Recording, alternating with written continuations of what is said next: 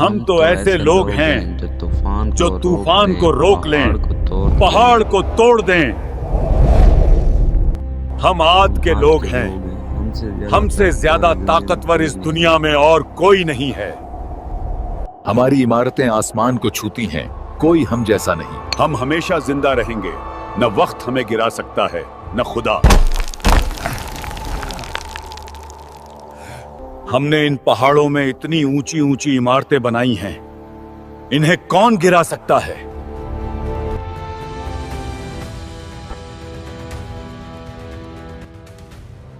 आज हमारे पास जो कुछ भी है वो सब हमारे इन बुतों की वजह से है। जब तक ये बुत हमारे साथ हैं, हमें कोई मिटा नहीं सकता।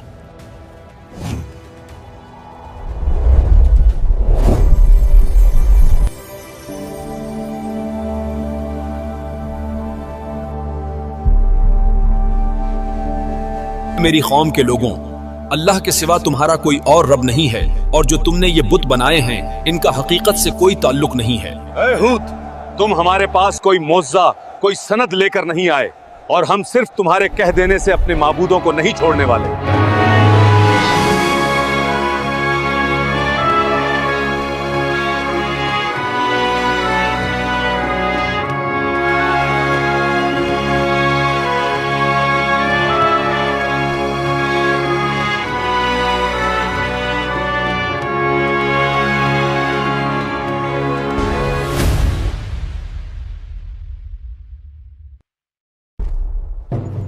एक ऐसी कौम जिसकी ताकत इतनी थी कि जमीन उसके कदम चूमती थी और पहाड़ उनके घमंड को महसूस करते थे, लेकिन आज वो जमीन के अंदर रेत की चादर ओढ़े खामोश है।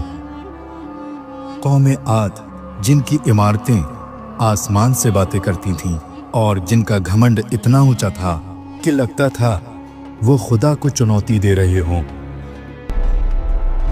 तूफान नूह के बाद हजरत नूह अलैहिस्सलाम के 3 बेटों हाम, साम और याफिस की नस्लों से दुनिया आगे बढ़ी।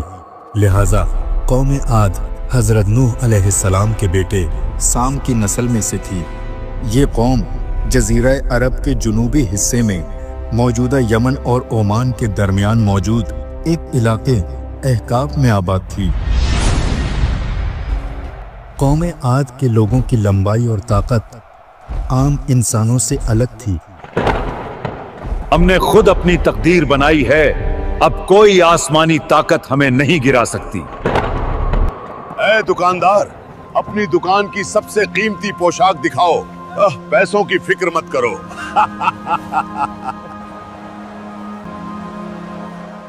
देखो हमारी शान, कोई हमारा मुकाबला नहीं कर सकता। उनके शहरों में सुतून यानी कि पिलर और महल ऐसे बने थे कि इंसान की आंखें हैरान रह जाती थीं। लेकिन जब इंसान अपने रब को भूल जाता है तो आसमान से बातें करती इमारतें भी सिर्फ धूल और मिट्टी में मिल जाया करती हैं।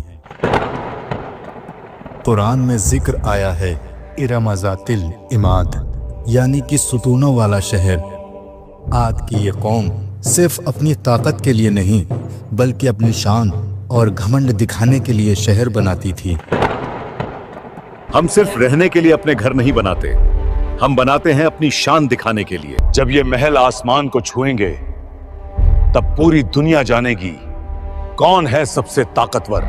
जैसे जैसे दौलत और शान बढ़ती गई, वैसे वैसे उनकी रूहानी सच्चाई उनसे दूर होती गई। उन्होंने बुत बनाए, पत्थरों के, लकड़ी के और सोने के। हर बुत का एक नाम रखा, जैसे समूद, हट्टर और रज़क। वो उन बुतों से बरकत मांगते, उनसे मदद की दुआ करते। रब्बे आलम जिसने उन्हें सब कुछ दिया था उसे भूल गए। यही हैं हमारी ताकत के देवता, इन्हीं की बरकत से हमारी जमीन पर बारिश होती है। हमारे बुत हमारे साथ हैं, हमारा कोई बाल भी बांका नहीं कर सकता। कौम आद सिर्फ ताकतवर नहीं थी बल्कि जालिम भी बन गई थी। कमजोरों पर जुल्म करना, मजाक उड़ाना और गरीबों को रोन देना उनके लिए रोज का मामूल था। हाँ, देखो इसे, जमीन पर रेंगता है जैसे कोई कीड़ा हो। हमारी सड़कों पर ऐसे लोगों की कोई जगह नहीं। फिर अल्लाह ताला ने हजरत हूद अलैहिस्सलाम को नबी बनाकर भेजा। हूद अलैहिस्सलाम भी उसी कौम से थे, उनके अपने लोगों में से। उन्होंने अपनी कौम से बड़ी मोहब्बत और नरमी से कहा, सिर्फ अल्लाह की इबादत करो, वो तुम्हारे लिए खूब बारिशें करेगा और तुम्हारी ताकत और तंदुरुस्ती में और इजाफा करेगा। लेकिन आद के लोग हंस पड़े, कहने लगे, ए हूद, तुम हमें डराते हो? हम तुमसे ज्यादा ताकतवर हैं। तुम कौन होते हो हमें डराने वाले? हूद अलैहिस्सलाम ने बड़े ही सब्र से जवाब दिया, मैं तुम्हें डराने नहीं आया, बल्कि समझाने आया हूं। अल्लाह के रास्ते पर चलो, वरना अल्लाह का अजाब आएगा। लोग फिर भी नहीं माने।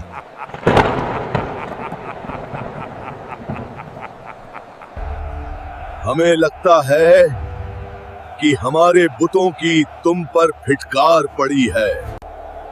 शायद हमारे बुतों में से किसी ने तुम्हारा ज़हनी तवाजुन बिगाड़ दिया है। इसके बाद अल्लाह ने रहमत का दरवाजा बंद कर दिया। आसमान से बारिश उतरना बंद हो गई।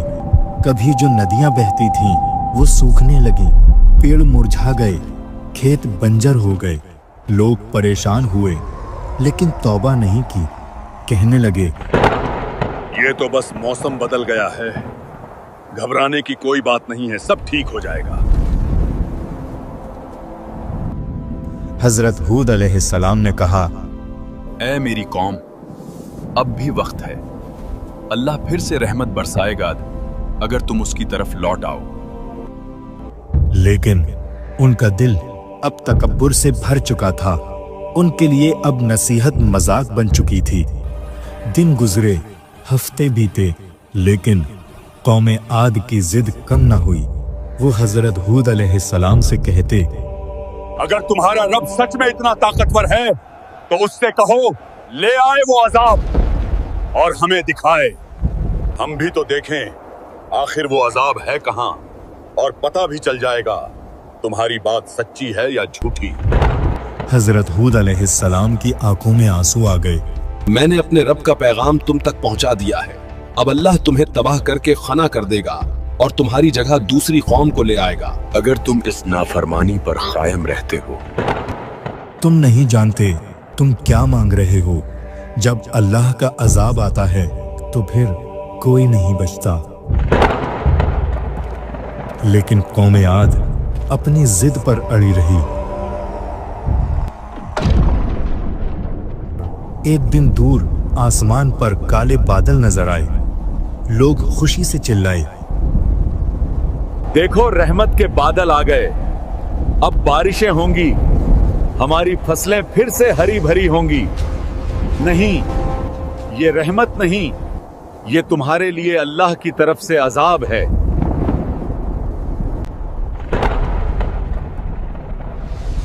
फिर वो हवा चली, पहले हल्की सी, फिर तेज, कि इंसान अपनी जगह से उड़ जाए। वो बहुत तेज और ठंडी हवा थी। कुरान में आता है कि ये हवा 7 रात और 8 दिन तक लगातार चली।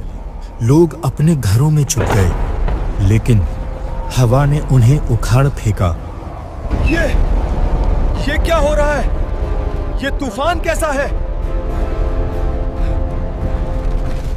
उनके महल टूट गए, ऊंचे सुतून गिर पड़े और पूरी कौम मिट्टी में मिल गई।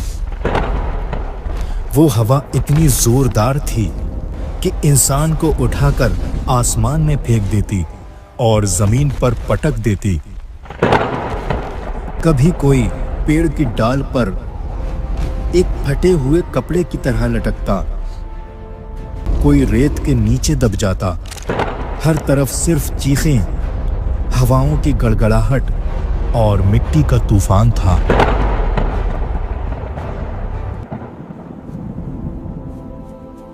हजरत हूद अलैहिस्सलाम और उनके साथ ईमान लाने वाले कुछ लोग पहले ही वहां से निकल चुके थे। जब अजाब थमा तो हर तरफ सिर्फ खामोशी और बर्बादी थी। कभी जो शहर इरम कहलाता था, आज बस रेत में गुम था। हजरत हूद अलैहिस्सलाम ने उस बर्बाद जमीन को देखा और कहा, ऐ मेरी कौम, काश तुम मान लेते तो ये दिन न देखना पड़ता।